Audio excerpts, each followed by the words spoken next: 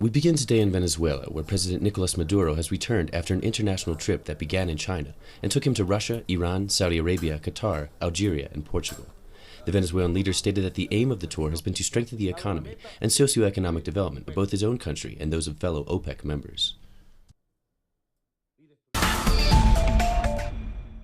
Before heading back home, President Maduro visited Portugal on the final leg of a high-profile international tour. Venezuela and Portugal will discuss deepening bilateral ties in April. In a statement to Telesur, Venezuela's communications minister, Jacqueline Faria, said talks will focus on ways to improve trade and investment.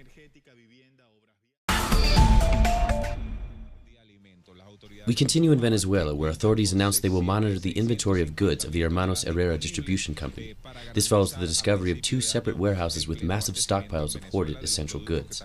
U.S.-backed opposition and business leaders have been hiding goods or smuggling them into Colombia in a desperate measure to destabilize President Maduro's government.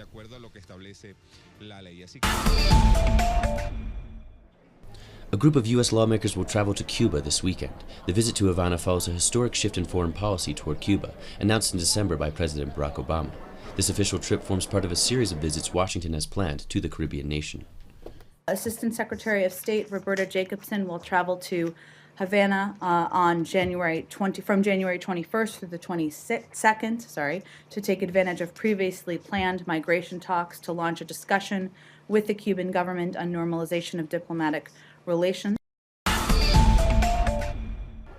In recent weeks, health workers have taken the streets throughout Mexico, denouncing a federal reform that they say belittles their profession.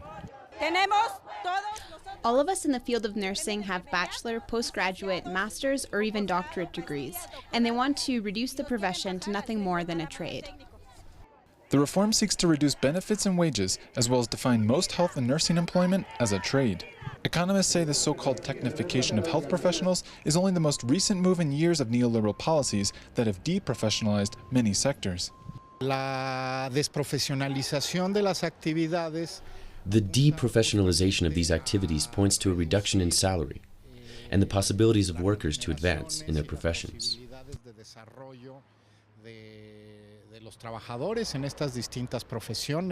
In 2012, Mexico approved a labor reform which made labor contracts, quote, flexible, allowing employers to hire by hour as opposed to by day, for the first time in 95 years.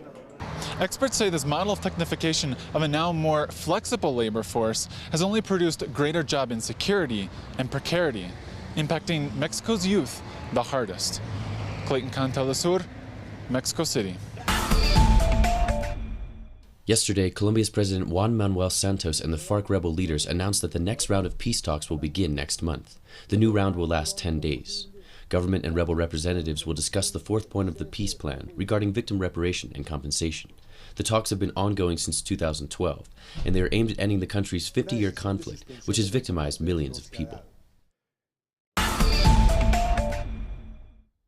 The rebel group National Colombian Army and government officials announced that the two parties had agreed to a 6-point peace plan on Friday. The ELN has warned the proposal must reflect the current circumstances of the ongoing conflict that has plagued the country for decades.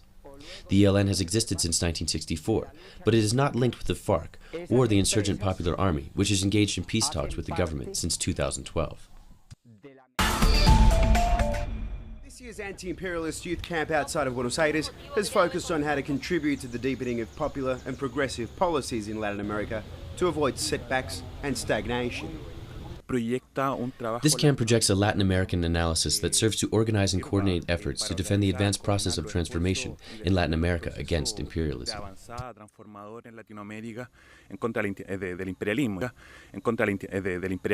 The young militants at the camp argued that the people, alongside their progressive governments, have been a breakthrough against neoliberal policies that governed in the 1990s in the region and are also important for the current struggles, such as the peace talks in Colombia. They also said it's important not to compromise on what's been achieved, but it is essential to push for further change. The solution to confront imperialism is regional integration. The solutions to confronting imperialism are the autonomous, national, popular, and revolutionary political projects in the region, and in that sense, the political debates at this camp can be a contribution, at least for the struggles of the Argentine youth. Over 700 young people from around Latin America attended the annual event as they geared up for another year of anti-imperialist struggle, absolutely determined to assist in the removal of US imperialism in the region for good. From Buenos Aires, Leo Poblete Coduti, Telesur.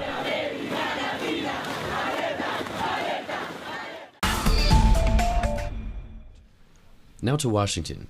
President Barack Obama and British Prime Minister David Cameron said their intelligence agencies will conduct cyber war games to boost both countries' resistance to cyber attacks. Both leaders made the unprecedented announcement on Friday. I think what we have to find is a consistent framework whereby our publics have confidence that their government can both protect them but not abuse our capacity to. Prosecutors from the International Criminal Court said on Friday that they had opened a preliminary inquiry into possible war crimes in the Palestinian territories. The first formal step could lead to charges against Israel for atrocities it has systematically committed in Gaza. The probe could also lead to further investigations into other Israeli war crimes during its 47-year-long occupation of Palestine.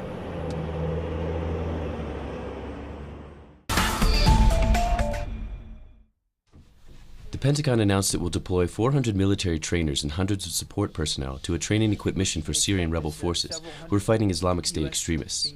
The Syrian government has rejected the mission, saying it does not require foreign intervention to resolve the 3-year internal conflict that has left 160,000 people dead. I think you'll start to see orders for some of those troops over the next 4 to 6 weeks.